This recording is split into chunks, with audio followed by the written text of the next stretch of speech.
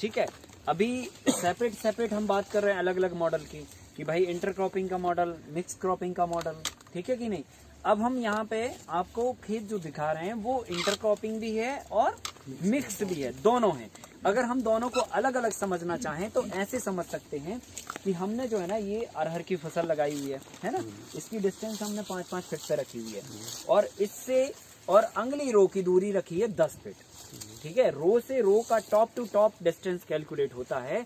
अगर हम किसी बेड की दूरी कहेंगे कि भाई बेड से बेड की दूरी 10 फीट है, तो कैसे 10 फीट है, बेड तो है 3 फीट का, तो कहाँ से आप जोड़ोगे 10 फीट, है ना, यहाँ से या बीच से या उस तरफ से, तो टॉप से जोड़ा जाता है ना। जो सेंटर है बेड का, जैसे 2 फीट का बेड है तो बेड का जो टॉप होगा, है ना, ऊंचाई होगी, उससे फिर अगला 10 फीट, उसके टॉप तक जो डिस्टेंस होगा वो 10 फीट कहलाता है, या 5 फीट, या जो भी आपने डिस्टेंस रखा है वो। तो हमने यहाँ पर इंटरक्रॉपिंग के मॉडल में 10 बाई 5 पर अरहर की फसल लगाई हुई है, ठीक है। ये पौधा लगा, फिर इसके बाद 5 फीट पे पौधा, फिर 5 फीट पे, फिर 5 फीट पे, ऐसे कंटिन्यू है। और इस पौधे से दूसरी रो की दूरी है 10 फीट। अब 10 फीट के बीच में हमने क्या किया, ये जो बेड है ये 2 से 2.5 फीट के डिस्टेंस का बेड बनाया, फिर उसके बाद 2 से 2.5 फीट का ये बेड था, और फिर उसके बाद 2 से 2.5 फीट का वो बेड, है ना। सो 3 फीट का बीच में निकलने का रास्ता होता है और 2 फीट का बेड होता है, सो वो 5 फीट होता है बेड टू बेड। और फिर अगर हम बीच में एक बेड को हटा देते हैं so top to top 10 feet हो जाता है, और बीच में जो है ना स्पेस फिर ज्यादा मिल जाता है, सो लगभग 6-7 फीट के आसपास का स्पेस मिल जाता है।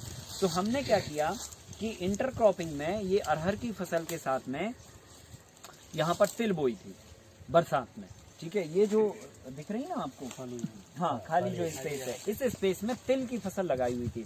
आप तिल के स्थान पे और भी कई तरह की फसलें उगा सकते हैं, जैसे मक्का भी उगा सकते हैं आप चाहें तो जो है मूंग भी उगा सकते हैं, उड़द भी उगा सकते हैं, इस तरह की फसलें भी आप उगा सकते हैं, या सोयाबीन होता है, लोग अगर वो उगाना चाहें तो वो भी उगा सकते हैं। सो किसी भी तरह की फसल को आप इंटरक्रॉपिंग में इसमें उगा सकते हैं। इसके मॉडल हैं किसके साथ क्या उगा सकते हैं, सो वो सवाल नहीं है, वो जवाब हमने तैयार कर रखा है आपका। सो ये हमने इंटरक्रॉपिंग में ये फसल उगाई। अब ये हो गया सेपरेट इंटरक्रॉपिंग की बात, कि भाई एक बेड पर हमने एक फसल लगा दी, उसके बीच में जो दूसरा बेड था उस पे हमने दूसरी तरह की फसल बो दी। अब हमने क्या किया कि इसमें मिक्स भी साथ में ऐड कर दिया, है ना। मिक्स क्रॉपिंग क्या हो गई कि ये जो फसल है उसी के साथ में मिक्स करके ये बो दी हमने, जहां पर किसी भी तरह से बाइफर्केशन ना हो। बाइफर्केशन मतलब समझ रहे ना, कि सेपरेट सेपरेट अरेंजमेंट ना हो, ठीक है। कि भाई जैसे अरहर के लिए हमने ये सेपरेट अरेंजमेंट किया था और इंटरक्रॉपिंग के लिए सेपरेट अरेंजमेंट किया था, सो वो कंडीशन जब बनेगी तो उसको बोलेंगे अपन इंटरक्रॉपिंग। और जहां पर ये सेपरेशन नहीं होगा, कहीं पर भी कोई भी फसल होगी, उसको बोलेंगे मिश्रित, मतलब मिक्स है। बात समझ रहे ना, मिक्स है मतलब हाँ फिक्स नहीं है। जहां पर मोटा मोटा अगर एक ही बेड पे 2 फसलें तो मिक्स हो गई, और अलग अलग बैठ के तो वो इंटर होगी। बस समझ गए ना, मतलब एक साथ हैं तो मिक्स है, समझ लो। तो इसमें हल्दी और अरहर को हमने एक साथ बेड पे लगा दिया, तो ये मिक्स हो गया। अब अगर मान के चलो फॉर एग्जांपल, अब ये जो बीच में गैप है 10 फीट का, अगर हम इसको फिर 5 फीट का गैप कर देते, मतलब ये जो बीच में हमने एक मेड़ा छोड़ दिया उस पे भी हम यही चीज लगा देते, तो ये मॉडल क्या हो जाता, मिश्रित खेती का, मिक्स क्रॉपिंग का हो जाता। लेकिन ये हमने एक स्पेस बीच में छोड़ के फसल को इंटर कर दिया, सो इस फसल के साथ इस फसल की इंटरक्रॉपिंग हो गई, इस फसल के साथ इस फसल की मिक्स क्रॉपिंग हो गई। सो ये दोनों मॉडल हो गए एक साथ में। हाँ, बीच वाली जो फसल लगाएंगे उसका बेड कितना चौड़ा है? वो भी देखो, देखो ये बेड जो बने हैं, अब आप ऐसा समझ लो, ये बेड है top to top 5 feet, so 2 feet चौड़ा बेड है, 3 फीट स्पेस है, फिर 2 फीट चौड़ा बेड है, फिर 3 फीट स्पेस, फिर 2 फीट चौड़ा बेड। सो हमने एक बेड बीच का खत्म कर दिया, समझ गए ना। बेड की चौड़ाई यही है 2 फीट, और 3 फीट का बीच में स्पेस है चलने के लिए, फिर 2 फीट का बेड है, और फिर 3 फीट स्पेस है चलने के लिए, और फिर 2 फीट का बेड है। नहीं, इधर तिल वगैरह जैसे आपने लगाए थे तो उसके लिए इसी स्पेस में लगा दिया। हाँ, तो मैं वही तो बता रहा हूँ कि ये जो 2 फीट चौड़ा बेड है इस पे तो ये लग गया, फिर 3 फीट का रास्ता है, फिर 2 फीट का बेड है और फिर 3 फीट का रास्ता है। तो अपन ने क्या किया, अगला जो बेड 2 फीट का वहाँ चालू हो रहा है उसके पहले जो रास्ता है और 2 फीट का बेड है और ये रास्ता, इन दोनों तीनों को मिला दिया मतलब और फिर तिल बो दी, है कि नहीं है। और अगर इसको आप नहीं मिलाओगे तो इसके जैसा एक और बेड बीच में बन जाएगा। ये बात तो सर पे जाने के लिए अस्त व्यवस्था देख रेख करने के लिए आधा फीट का इतना सा पैर रखने के लिए बस छोड़ दो, चलेगा, कोई दिक्कत नहीं। अभी देखो ये बहुत थोड़ा सा पतला ऐसे छूटा था तो साइड में रख के चले जाते थे आसानी से। क्या है, आपको कोई वहां पे बहुत जब तक फसल लगी है तब तक तो कोई ऐसा काम करना नहीं है। कटाई के समय काम होता है, सो वो तो फिर आप स्पेस बनाते जाते और काटते चले जाते हैं। और ये बची हुई है। अब यहाँ पर सवाल ये था कि ये हल्दी कमजोर क्यों है। कारण 2 थे। एक तो पानी का इसके ऊपर लोड था, प्रेशर था। यहाँ पर आप देखोगे तो ऊपर से पानी का ढाल नीचे की तरफ है। हम पानी रिचार्जिंग पर यहाँ पर बहुत स्पेशल अलग से काम करते हैं, ठीक है। और हमारी कोशिश रहती है कि पानी पहले रिचार्ज हो, फसल बाद में पैदा हो, क्योंकि फसल पैदा होने से ज्यादा इम्पोर्टेंट है पानी की रिचार्जिंग व्यवस्था। अगर हमने रिचार्ज कर लिया तो कई जीवों को उससे लाभ होगा।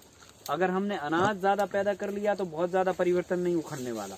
ठीक है भाई, हमारे पास पैसे थोड़े ज्यादा आ जाएंगे लेकिन समस्या तो सॉल्व नहीं होगी, ठीक है। तो पानी इम्पोर्टेंट है पैदावार से, क्योंकि पैदावार तो इतनी हो रखी है, ऑलरेडी अनाज भरा पड़ा है गोडाउन में, बहुत सड़ भी रहा है और गायें भी खा रही हैं और वेस्टेज भी बहुत हो रहा है। तो हम पैदावार तो खूब कर लिए, पर हमें पानी नहीं, पैदावार के साथ में हमें पानी पे भी वो करना है। ये बात नहीं है कि हम उसको छोड़ दें और पानी में लग जाएं, ये बात नहीं कह रहा हूं मैं। हम ये कह रहे हैं कि हमारी प्राथमिकता है पानी को रिचार्ज करने की। फसल थोड़ी कमजोर हो जाए, 19-20 हो जाए तो चलेगा। तो इसके 2 कारण थे। पहला तो ये टाइमिंग पे नहीं लगी थी, ये लगी थी जुलाई में। इसको लगाने का जो सही टाइम है वो या तो हमें फरवरी में लगाना चाहिए था या तो हमें जून फर्स्ट वीक में लगा देना चाहिए था। तो हम दोनों में नहीं लगा पाए। जुलाई की जब बारिश निकल गई, मतलब पानी एक जो गर्मी रहती है जमीन में, मिट्टी में, वो सब निकल गई, तब जाके हमने इसको लगाया था। तो लेट हमने काफी लगाया, एक बात।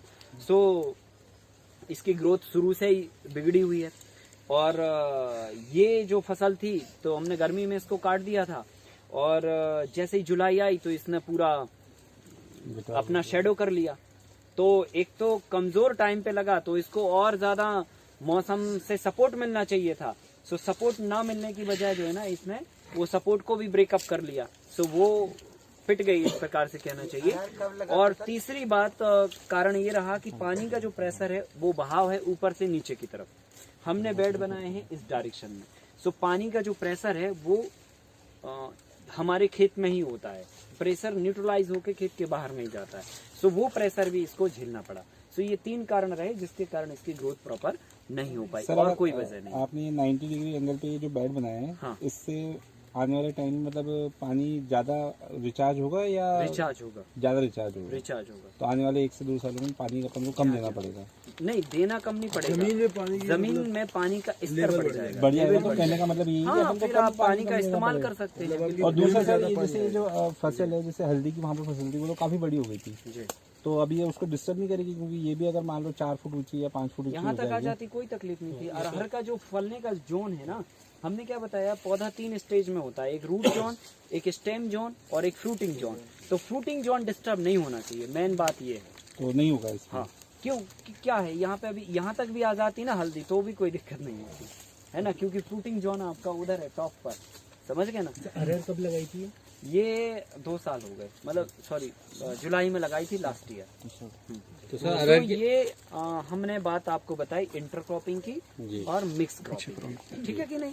अब हम और दूसरे क्रॉपिंग पैटर्न पे बात करते हैं। पानी की रिचार्जिंग और इसकी बात हम एक सेपरेट टॉपिक पे बात करेंगे। किस किस तरह की विधियों का इस्तेमाल करके हम पानी बचा सकते हैं और किन किन तरीके की विधियों का इस्तेमाल करके हम इरिगेशन कर सकते हैं, ये सेपरेट टॉपिक है। सो पानी की बात नहीं, केवल पैटर्न की बात हो रही है, ठीक है।